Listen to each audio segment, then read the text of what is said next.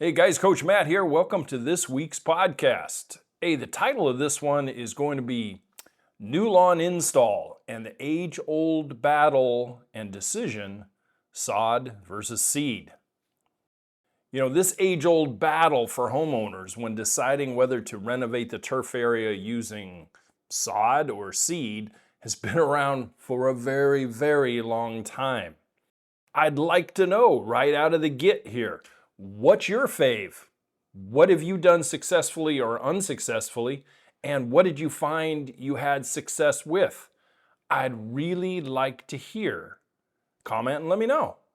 Let's talk this one out, and maybe you'll have an easier choice to make based on this info and your particular needs, situation, and project.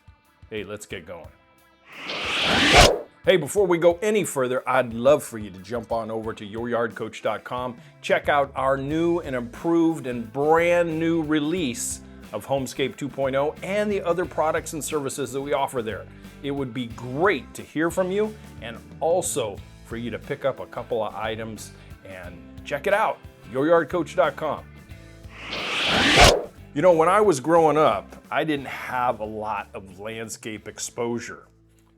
My parents were not gardeners really in any way, shape, or form. I know my dad tried, but honestly, it was kind of a get in, get it done, and then it stayed that way my whole childhood. And it was basically tam junipers, eucalyptus, and Monterey pines, with a couple of little exceptions. But I do remember Pops out in the front yard area one weekend putting down a very small piece of lawn area. And looking back on it now, I'm going, why bother with that? But he did it with a little bit of topsoil that he stole from the back hill area, brought it up, broke it up, raked it all out nice and smooth, put some seed down, and then top dressed it with a couple bags of something. And I don't remember what it was. That's getting a few decades ago. And I remember it coming up. And I remember him telling me, we got to wait a little while and we had to pull some weeds that were coming up. And eventually it filled in and then it was given to Matt to mow, which took all of about 32 seconds. Didn't really understand that one. But seed was what I was exposed to then. Now, fast forward to when I was 19 and got into the green industry at Navale's Nursery. And I was exposed to seed, yes, as a salesperson.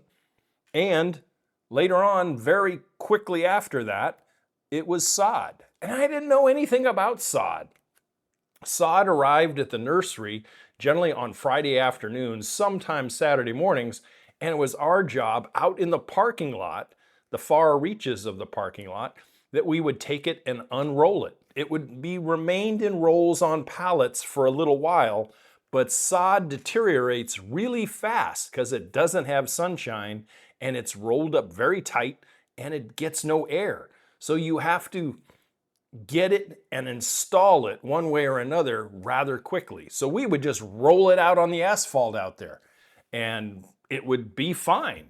Matter of fact, if it was a slow weekend and we didn't sell it all, I can remember mowing it right there on the pavement. And I remember turning sprinklers on it. And yes, when people did come in and buy it, holy mogoly was that stuff wet. And it stayed, we never had stuff come back because it was actively growing right there on the pavement as long as we took care of it. But seed has been what I have learned a much more economical way of approaching a lawn renovation. It's certainly, although it's creeping up there really fast, it is a less expensive venture. However, you have less return on your investment. Oftentimes, you have other problems that we're going to discuss here in just a minute. Now, as this episode evolves, you're going to hear some biasness from me based on 20 plus years of experience using it as a sales tool, using it as an installation tool, and using it as a personal homeowner tool. I know which one I'm really favored to. But information being what it does, it educates and empowers and inspires people to go do something. We're going to take a look at both sides of the aisle, so to speak, here.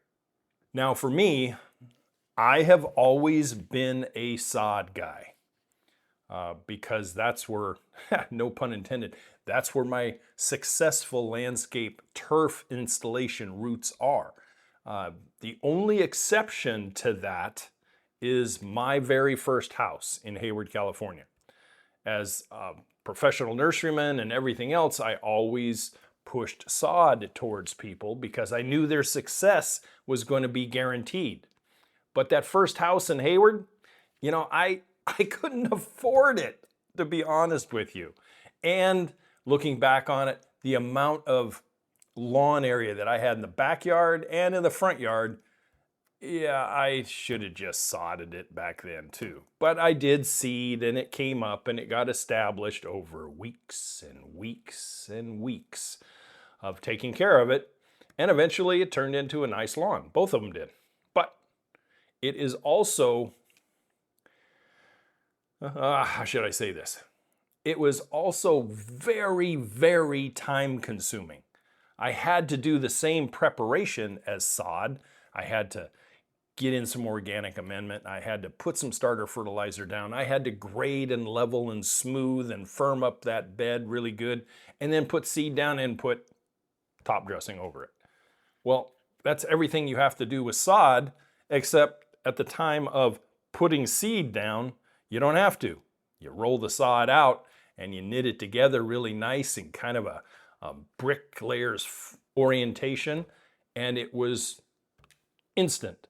The seed is not instant, not by any means. But for homeowners, they would look at that as something easy that they could do. And honestly, if you're a time management oriented person, seed is not the avenue to go.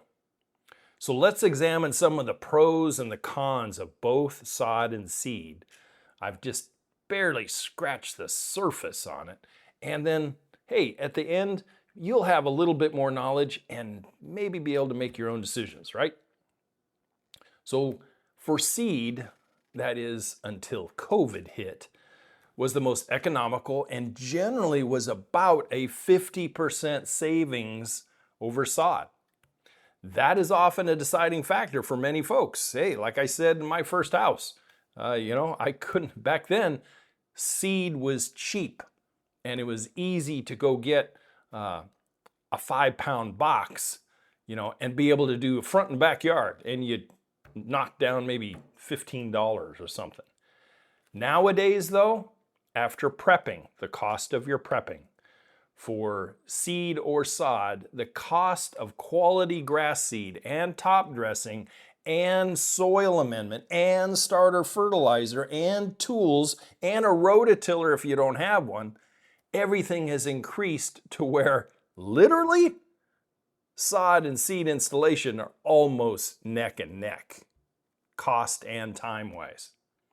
Now the seed route kind of forces a homeowner to be patient on so many fronts. It really does.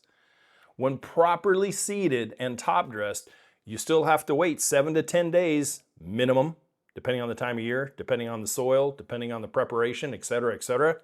7 to 10 days minimum for germination for grass that literally looks like fiber optic cables with the color green attached to it. I mean, they are hair thin filaments and they need constant moistening and the accompanying weed pulling that goes along with germination of everything else that's in that nice, beautifully manicured seed bed that you've created. And that's only the weeds that you can reach. You might not be able to go out into the middle of the lawn because these little filaments and this soft seed bed, you're going to leave footprints, handprints, etc. And the only way that you can do it is you got to let it grow for a week or so, and then maybe put down a plywood platform or something where you could walk out there safely, do some weeding, and then get the hell off it. As mentioned, weeds tend to want to join that germination party without any invitation, I might add. Both grassy weeds from broadleaf weeds that are active in the seedbed themselves, and now recently, as a result of rototilling and other things, dormant seed that might have been down a little deeper and then couldn't germinate because it was too deep and too cool and etc. Didn't have that tripod effect of germination, light, water, and soil temperatures. So weeks, and I'm talking 4 to 7 to 10 weeks until grass seedlings are heavy enough and robust enough to actually mow.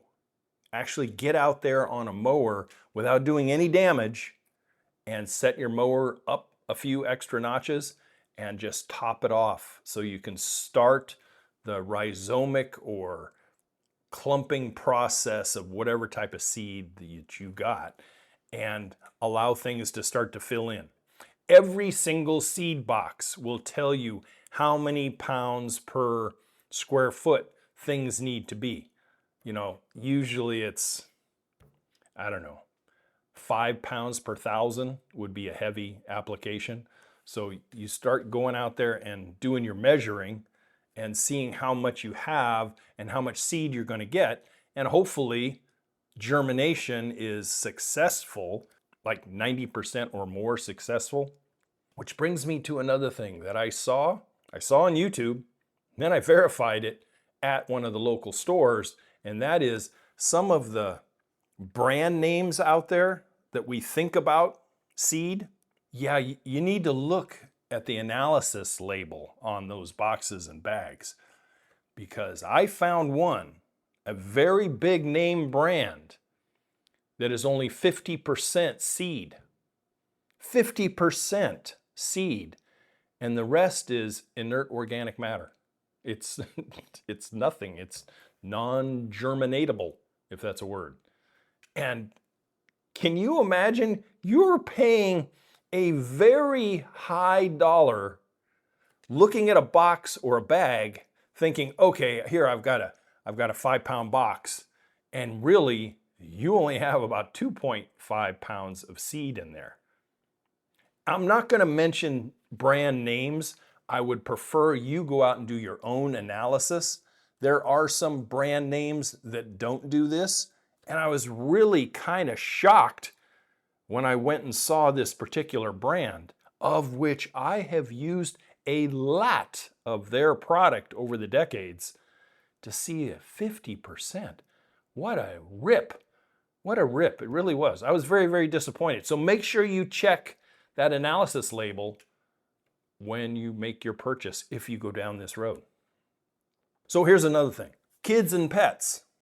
Kids and pets need to be cordoned off and refused the area for a very, very long time. You get Fido and you get Doggo out there that want to rip and play and pee and poop.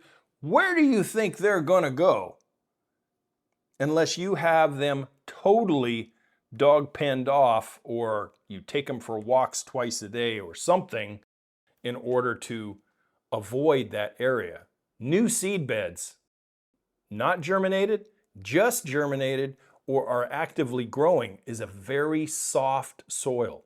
Nothing more attractive than a ripping and cutting and running and excited dog. Small or large, they will tear up a seed bed in 2.5 seconds. And you're going to just be pulling your hair out, and the dog's going to go, "What? What did I do?" Yeah, you got to keep them away from that seed bed for a long time. Kids too. You know, kids are excited about a new lawn area to play on, etc. Well, you ain't going to play on them this summer vacation. Maybe next summer vacation, guys. Plain and simple. And by the way, stay the hell off of that area. You could plant it in May. You're not going to be able to really seriously do too much playing on that until August, depending on what time of year you actually put it in. If you put it in July, it may be October. If you put it in September, you may not get on it at all, depending on where you live. Here's another thing. New seed, depending on your weather situations and current watering habits and conditions are very susceptible to seedling death from things like funguses that like damping off and heavy duty rains. You know, if you seeded a lawn on Saturday, you top dressed it and you moistened it down, and it is just beautiful. It is perfectly level. You've done a great job. And Monday, 2 days later, you get 2 inches of rain in 6 hours. You can almost guarantee that seed bed is going to be destroyed. Number one, water-soaked, waterlogged seed does not germinate very well at all. And because of that much water, you're going to get an upheaval of the seed coming to the surface and floating. And your top dressing, chances are, floating too and floating away and really damaging all the work that you did on Saturday. So it's very, very susceptible to that. And lastly, time and or money to eliminate all the germinating seed that comes up with seed lawns. I watched a very, very popular YouTube channel, and I follow these guys regularly, and they do a great job. Their success is phenomenal. But I remember them putting a new seed lawn in along their driveway this year, and watched it through various clips and scenes over the weeks. Holy crud. Now, spraying for weeds and other stuff is a very sensitive topic in the horticultural YouTube universe, and also Facebook and Instagram and everywhere, because there are those enviros out there that go, oh my God, you can't use this on that. Well, this particular channel had so much broadleaf weed that was coming up in it. You could see more broadleaf weed than you could grass. And then the following week or 2 weeks, all of a sudden, boom, all gone.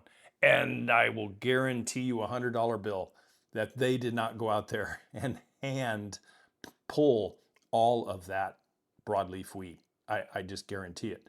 They probably either hired someone to come in and spray it, or they sprayed it themselves and knocked down all the broadleaf weed, which back in the day is what I would do, plain and simple, if I was still seeding. It's just too time consuming and laborious to try to go out there if you have a few thousand square feet of seeded lawn to go out there and start hand pulling weeds.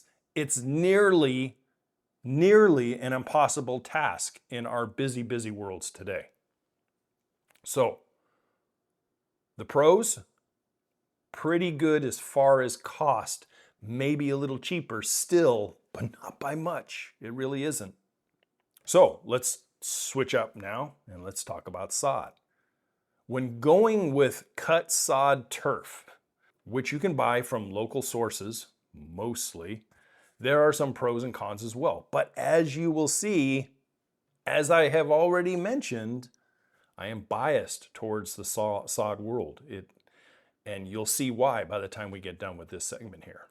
Now, let's start off with a con. Why don't we start off with a con, Coach, on your so famous sod? The most obvious, and in some cases the deal breaker for many, is the cost. Right now, according to the interwebs, average cost can range from 35 cents to 85 cents a square foot at the retail level.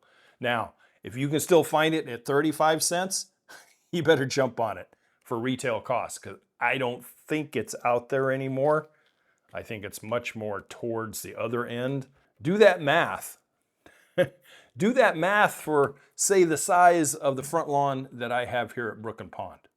And I already took out 3,000 square feet this year, and I still have about, I'd say 10 or so. So let's just round up, let's just do round figures and say, okay, we've got 10,000 square feet at 50 cents a square foot. You know, what does that come out to? Quite a bit, right? That's quite a bit of money for grass. And then you have the installation process. So if you look at that, 10,000 square feet at 50 cents a square foot, you're talking $5K for brand new lawn. So sometimes that's a deal breaker. The most sod that I ever installed as a contractor was 16,500 square feet. And that was way back at the beginning of this century. That was like 2003, 4. And that was fully irrigated and automated, etc. Yeah, 16,500. Now, the company that I used back then, they also had installers that added another 50 cents a square foot. And you would have the truck arrive usually ahead of the installers, sometimes by hours, oftentimes minutes, and the truck would offload and they would be looking for you, usually, where do you want the pallets of sod? And these pallets of sod are tons of weight. They really are. And I'd go, hey, one there, one there, one there, one there, one there. And you want to kind of space them out so that when the installers get there, they're not having to work as they migrate from one part of the project to the end. They're not having to work around full pallets. Or, you know what I'm trying to say? Usually I always had them put at the periphery. And that way they wouldn't be in the sod bed and the guys could just come in, spread their starter fertilizer, go. Plain and simple. Because they worked on a piecemeal basis. So as soon as their 2, 3, 4 jobs were done, they were done. If they were done at 1 o'clock, go home. If they were done at 4 o'clock, go home. If they were done at 8 o'clock at night, then you could go home. But usually the teams would come in with 3, sometimes 4 guys. I think that particular job had 4 guys. So you had 2 down on their hands and knees with a sod knife and 2 with a wheelbarrow. And I'm talking wheelbarrows that were loaded with 10 and 12 rolls. And they were each 50 to 60 pounds per roll. So you can visualize that there. And that leads me to one of the next ones. Sod is a workout. It'll put a hurting on the body if you're not used to it. And even as a professional contractor, as I got older, yeah, unless it was a super small situation, I would just farm it out. The installers could put it down and I'd stand there as overlord, making sure that these guys lay sod by the second. And I wanted to make sure that the seams were neat, the ends were cut, the sprinklers were cut out, etc.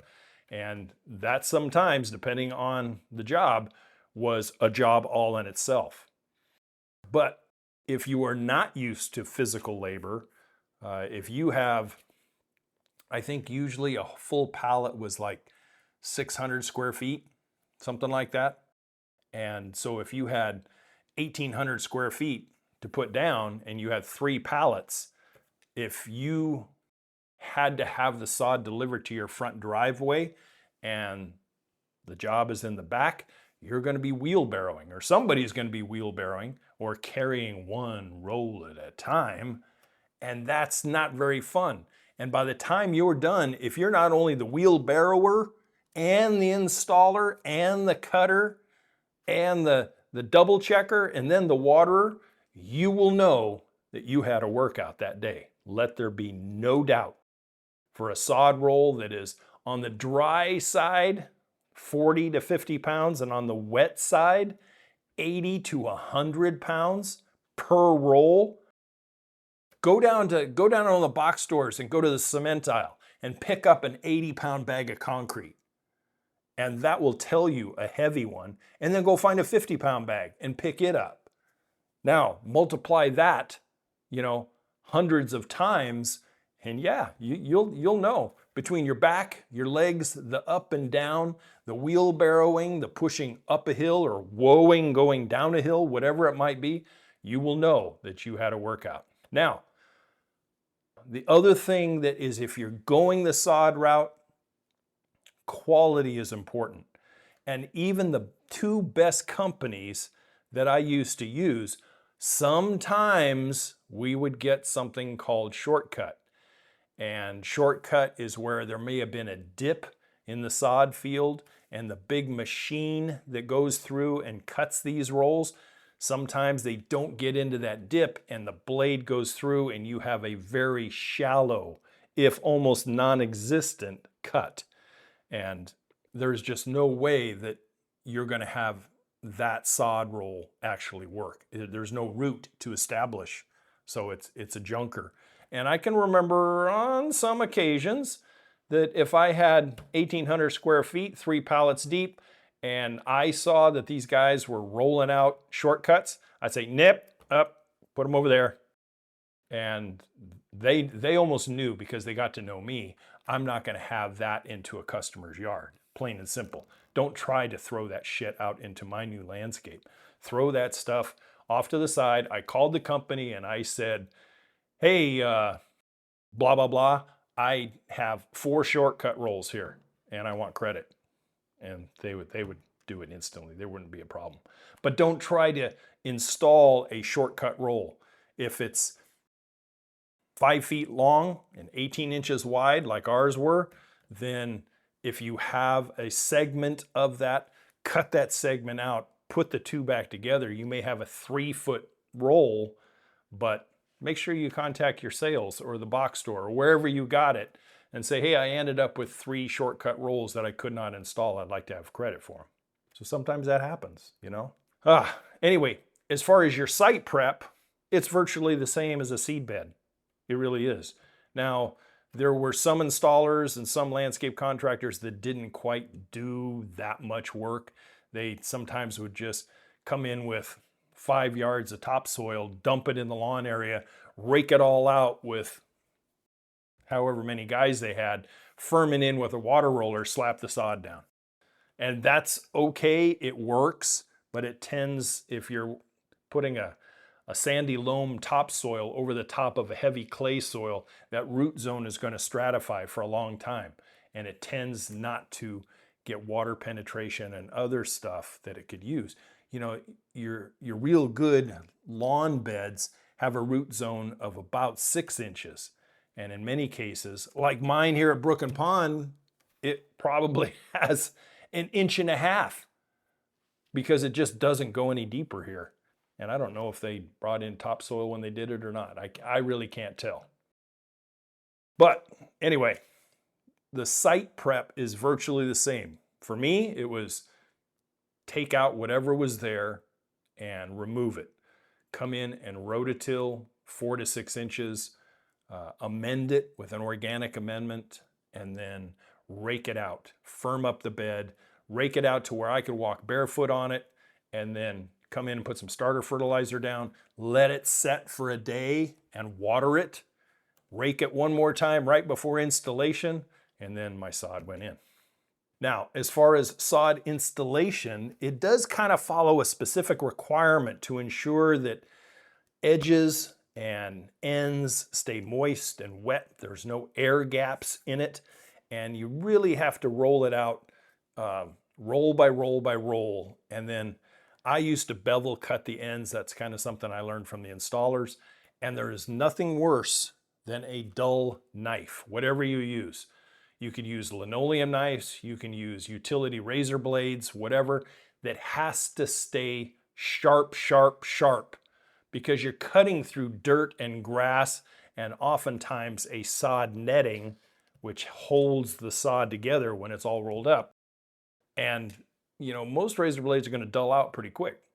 Now, these guys used a sod knife, which I also used, and they were just masters at doing 10, 20 rolls, and they would stop, pull out their whetstone, spit on it, and just they'd take their sod knife and just razor sharp it back up again, put the stone away, and go back at it. You may not have access to sod knives. If you do, order one up and learn how to put an edge on it.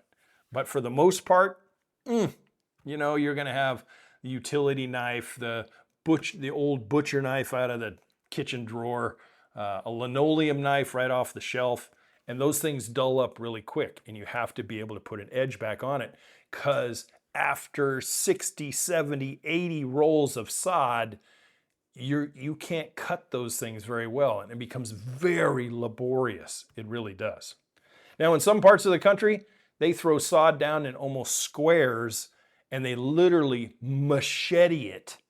Machete the shape of the outside edges. They machete the actual ends and edges to make it fit. You're throwing down Bermuda or Zoysia or Bahia or whatever they have, centipede grasses. Much different installation style, which I do not ever pretend to be a sod expert in that realm. Now, I've put down, tens upon tens upon tens of thousands of square feet over my lifetime, which I don't want to go back and revisit. But the sharp knife, knee pads, I would suggest, unless you're a young buck or buckette and you can stand the knees. For me, I always use knee pads, or at least a padded garden kneeler, because you will be sore at the end of a day. And if you have rocks and other things that you haven't removed, kneel down on that after about 5 hours of putting the sod down. Kneel on it on your patella and feel that rock dig in. Yeah, you'll be sore that night. So here's the benefit behind all this, and that is when you order it, when you get it installed and you're all done, it's in. Instant lawn. Instant. It's there right before you. You have a very tangible result to look at. You've double checked your seams, your ends, your sprinkler things. You've turned the sprinkler system, if you have one, on. If not, you've put whatever hose end device out there and you're moistening it. You cannot drown sod, with one exception. And I was actually subjected to this because I redid and installed a brand new sod lawn at my home in Northern California. And we had so much rain that night and into the next morning, it literally floated the sod up and out into the street. Literally floated it. I had to go out and pick it up, bring it back, and reinstall it. That's the only drawback. But if it's flat and you can water roll it after you get it installed, which I do suggest, make a nice good contact with that root, that soil side of your sod and your sod bed. Get a nice contact. It also squishes air out and does all the good stuff. Then if it rains an inch that night, you're not going to have a problem. You will not have a problem with it at all. Now, if you had that in a seed bed, sometimes you can have complications. You really can. Now, like a seed bed, I strongly urge you not to walk on a new sod bed. Because you're putting so much water to it to keep it wet, not moist, wet, if you go out there and walk on it, you or doggo, now if you got a little Pomeranian or something, they're probably not going to mess it up too bad, unless they're diggers. But if you have a lab or bigger, yeah, they can start putting footprints in it, and footprints do not come out. Not unless you roll that sod back and pull the soil back up and refirm it and put that sod back down. So stay off it. Stay off it for 14 days. Admire it, check it. You can do a little tug test at the corners after the first week. Do a little tug test in the middle of one of the sod rolls after 7 days and see that you have resistance, and that means your roots are establishing and establishing quickly. The one thing, whether it is seed or sod, this is not part of the landscape project process that you do in the beginning. This is the very end of the project. Just like a carpet or flooring going in a brand new home. They don't put the carpet in at the beginning and then call the painters in to come in and paint. Okay? This is something that is done at the very end. Everything is done, and I'm talking plants, irrigation, top dressing, mulching, everything. Your sod is the last greenscape item that's going to go in. Now here's one drawback. I suffer from this up here in northern Maine. We have no sod farms up here at all. I think the closest one is all the way down in the Portland, Maine area, down there. Everything up here is seed. Seed city. Got to go to the box store, go to the hardware store or whatever and get your grass seed and put it down. And the other thing is there's no compost up here. Everything that you get here, you get in bags, very expensive at the hardware store here. Matter of fact, I looked at potting soil. Potting soil, 1 cubic feet of potting soil at my local hardware store. Take a guess. Take a guess. If you came up with $35, you would be correct. Now you go down to the box store, which is about 50 minutes away, and potting soil 2 cubic foot is $8.98, sometimes $13.98, depending on the brand. Yeah, so things are expensive up here because it's a long ass way to get stuff up here. So a lot of the transportation costs, etc. So check where you're at and make sure the availability is somewhere, within an hour's drive. Now, most of the time you can go to your mom and pop nursery. Sometimes you can go to box stores in the springtime. You can talk to the, what do they call them there in the nursery at some of the box stores? MSTs, merchandise service technicians, or whatever that acronym stands for. And they can order you stuff in. Mom and pop nurseries are a little better, and they have all the contacts of where they can pull stuff from. So that's how you can order it up. And it's not, you want to install it on Saturday, so you call them Saturday morning. This is something that you give them a week's in advance notice. And you probably have to pay for it too. Now, one thing that I really like about sod is it is professionally grown. And when I say that, it is, don't take this the wrong way, but oftentimes the soils that they grow it in are sometimes sterilized from bugs and weed seed. And then they are professionally, for poundage per square foot, whatever, the amount of seed that is put down, they do all the growing, they do all the weeding, they take care of everything, and then they go out there and cut it and palletize it and ship it to you. Now that, once you get it, is a very professionally raised lawn that all you have to do is roll it back out and water the heck out of it, make sure you put it in right, and you've got a really nice, shall we say, purebred lawn, as opposed to what I have here at Brook and Pond now. I used to have purebred lawns. Now I have EEOC lawn out there. It's an equal opportunity grower. It really is.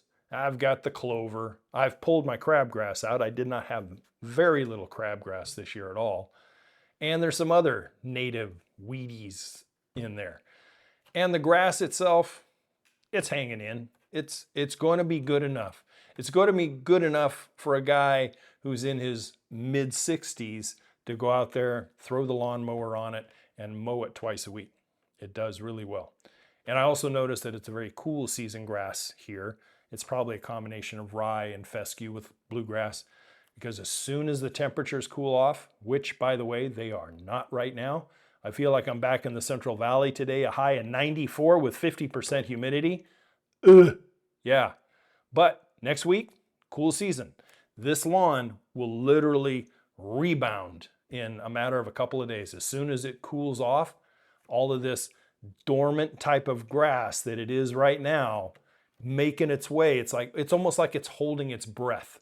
And next week, it's supposed to be in the 70s, lows in the low 50s, high 40s already. 40s. And this lawn will go, woohoo! Cool. Time to grow again. And it'll jump right back out.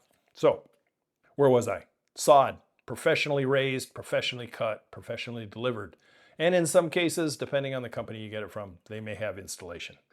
So as you can see, there are pluses and minuses on each side of the lawn install debate, depending on where you sit on that scale of patience and skill set, etc.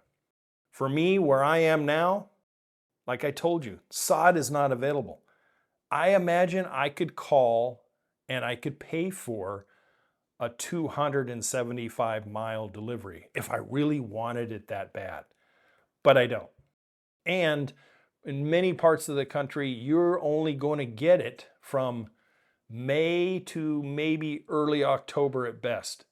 And if you're in the low zones, like I am up here in 4, you don't want to put a new sod lawn in October, because you may not have the establishment capability for that sod lawn to get established enough that it won't burn off and freeze up and not perform. Up here in 4, I wouldn't put sod lawns in beyond Labor Day, because I want 6-7 weeks of establishment period. However, where I used to work, 12 months out of the year.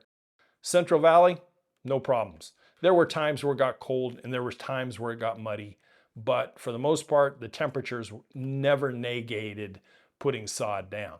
And I can remember putting sod down where the top of the pallet was frosted white and the rolls were stiff, but that doesn't mean that they were dormant or incapable of being rolled out. You got off that top layer and everything was fine. So a big shout out to my old friends at Delta Bluegrass and my old friends at AG Sod out there in the Central Valley, which was the companies that I used to pull from. So a couple bare spots in my front yard, my front lawn, and I have some seed that I'm going to be putting down at the end of this month.